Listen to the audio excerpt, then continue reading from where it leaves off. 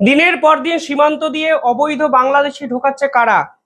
উত্তরটা হয়তো সকলেরই জানা, কিন্তু এবার অফিসিয়ালি বিএসএফ আধিকারিকরা আমাদের রাষ্ট্রের স্বরাষ্ট্রমন্ত্রীকে একটি চিঠি দিল এবং তারা পরিষ্কার বলল বিগত কয়েক বছরে অন্তত 5টা চিঠি দেওয়া হয়েছে, যেখানে তারা বলেছে তৃণমূল আমলের পঞ্চায়েত প্রধানরাই এই অবৈধ অনুপ্রবেশকারীদের ভারতবর্ষে ঢুকিয়েছেন, তাদের জাল ডকুমেন্ট তৈরি করতে সাহায্য করেছেন।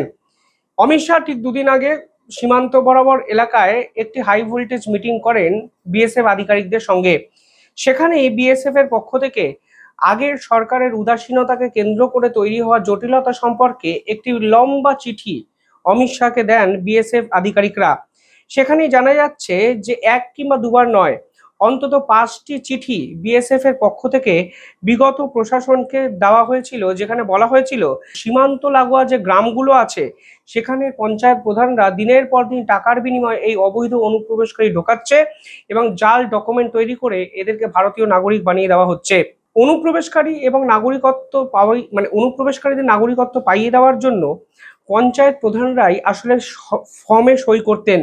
বিগত 5 বছরে যতজন অনুপ্রবেশকারী ধরা পড়েছেন তাদের 75% কাছ থেকে উদ্ধার হয়েছে জাল আধার কার্ড এবং ভোটার কার্ড। কিভাবে এই জাল আধার কার্ড ভোটার কার্ড তৈরি করা হয়েছে, বিএসএফ তদন্ত করে দেখেছে এর মূলে রয়েছে বিগত আমলের পঞ্চায়েত প্রধানদের ভূমিকা, এবং এই পঞ্চায়েত প্রধানরা একটি ফর্মে সই করতেন, ফলে তাদের কাজটা খুব সহজ হয়ে যেত। ফলে পঞ্চায়েত প্রধান এবং তৃণমূলের একাধিক নেতারাই এই ধরনের অবৈধ অনুপ্রবেশকারীদের রাতারাতি ভারতীয় বানিয়ে দিয়েছে, যা বিএসএফ এর চোখে কিন্তু ধরা পড়েছিল। এবং বিএসএফ যখন সরকারকে চিঠি দিয়ে এই পুরো বিষয়টি জানিয়েছে, সরকার কিন্তু এই বিষয়ে কোনো কর্ণপাত করেনি।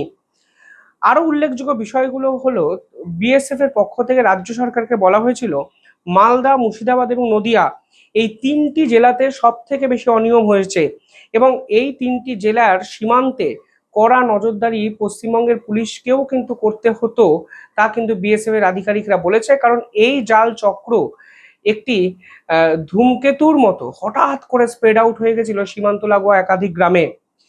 যে তথ্য বিএসএফ এর পক্ষ থেকে এবার সামনে আনা হয়েছে, সেখানে বলা হয়েছে 2023 সালে 1181 জন তাদেরকে কিন্তু ধরা হয়েছিল সীমান্তবর্তী এলাকা থেকে।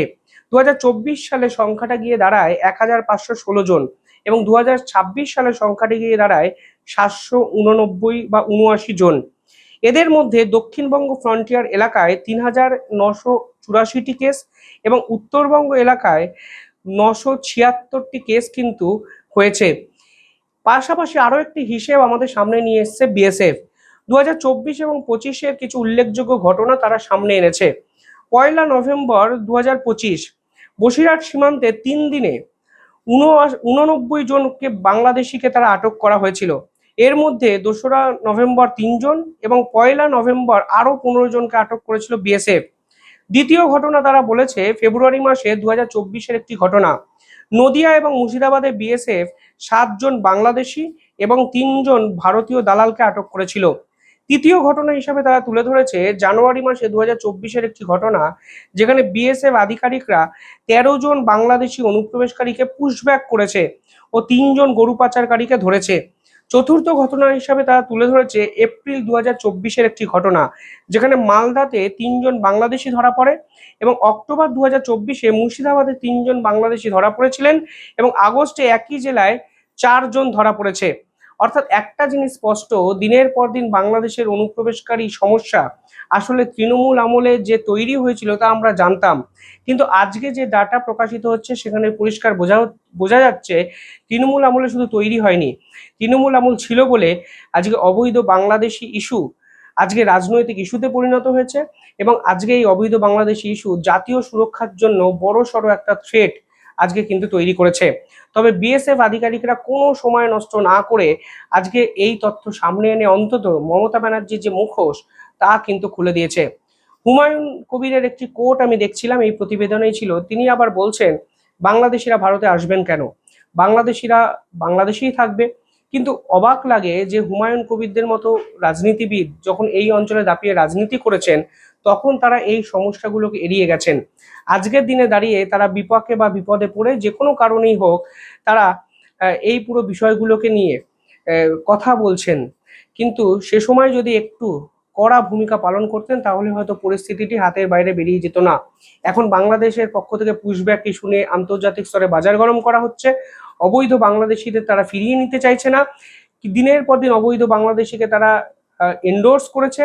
সীমান্তে বিজেপির পক্ষ থেকে অবৈধ বাংলাদেশিদের দিনের পর দিন ভারতবর্ষে ঢুকিয়ে দেওয়ার চেষ্টা করা হচ্ছে। ফলে সব মিলিয়ে ভারতের জাতীয় সুরক্ষাকে বিপাকে ফেলার জন্য যা যা চক্রান্ত করা দরকার, ঠিক সেই চক্রান্ত কিন্তু করেছে এই বাংলাদেশি সীমান্ত রক্ষা গার্ড, বিজেপি, বাংলাদেশ সরকার, এবং আজকে বোঝা যাচ্ছে এর সঙ্গে তৃণমূল সরকারও সামিল ছিল। যাই হোক, আজকে বিজেপি সরকার এসে পুরো বিষয়টিকে সমূলে উৎপাটন করার চেষ্টা করছে। কতটা করা যাবে জানা যায়নি, কিন্তু 100%-এর মধ্যে যদি 70-75% করা যায় তাহলেও কিন্তু সুরক্ষার দিক থেকে আমাদের জাতীয় সুরক্ষা অনেক বেশি শক্তিশালী হবে। যাই হোক, আপনারা কিভাবে দেখছেন পুরো বিষয়টি কমেন্টে জানাবেন। দেখতে থাকুন দ্য ইন্ডিপেন্ডেন্ট নেটওয়ার্ক। ধন্যবাদ।